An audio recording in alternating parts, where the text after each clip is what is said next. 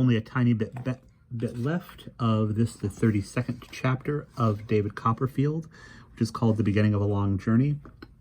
David and Mr. Peggotty have gone to Steerforth's home, where his mother has nothing good to say at all about Emily and Steerforth's elopement. Basically, she's said that Steerforth would have to beg her forgiveness and that she would never accept Emily into his life. And now Rosa Dartle has tried to speak to David about what's going on. Such a concentration of rage and scorn as darkened her face and flashed in her jet-black eyes, I could not have thought compressible even into that face. The scar made by the hammer was, as usual, in this excited state of her features, strongly marked. When the throbbing I had seen before came into it, as I looked at her, she absolutely lifted up her hand and struck it. "This is a fellow," she said, "to champion and bring here, is he not?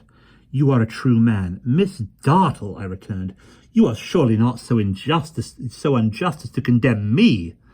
"Why did you bring division between these two mad creatures?" she returned.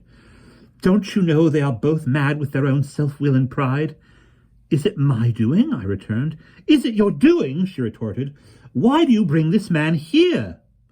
"He is a deeply injured man, Miss Dartle," I replied. "You may not know it." "I know that James Steerforth," she said, with her hand on her bosom as if to prevent the storm that was raging there from being loud, "has a false, corrupt heart, and is a traitor. But what need I know or care about this fellow and his common niece?" "Miss Dartle," I returned, "you deepen the injury. It is sufficient already. I will only say, at parting, that you do him a great wrong." "I do him no wrong," she returned. "They are a depraved, worthless set. I would have her whipped."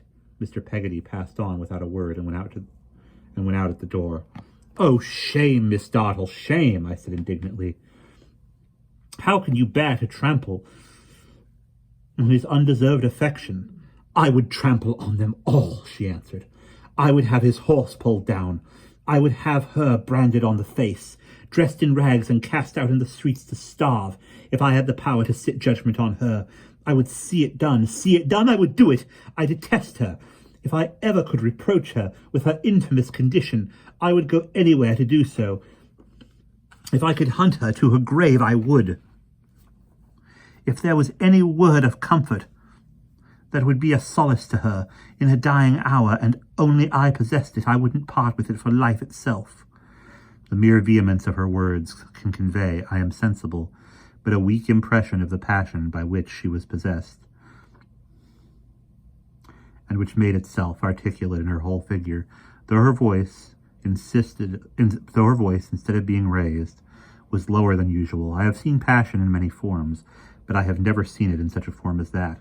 When I joined Mr. Peggotty, he was walking slowly and thoughtfully down the hill.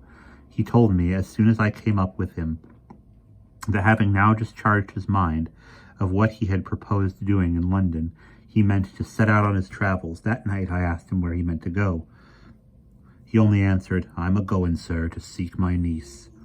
He accepted from his sister's stock of ready money a small sum on account of his legacy, barely enough, I should have thought, to keep him for a month.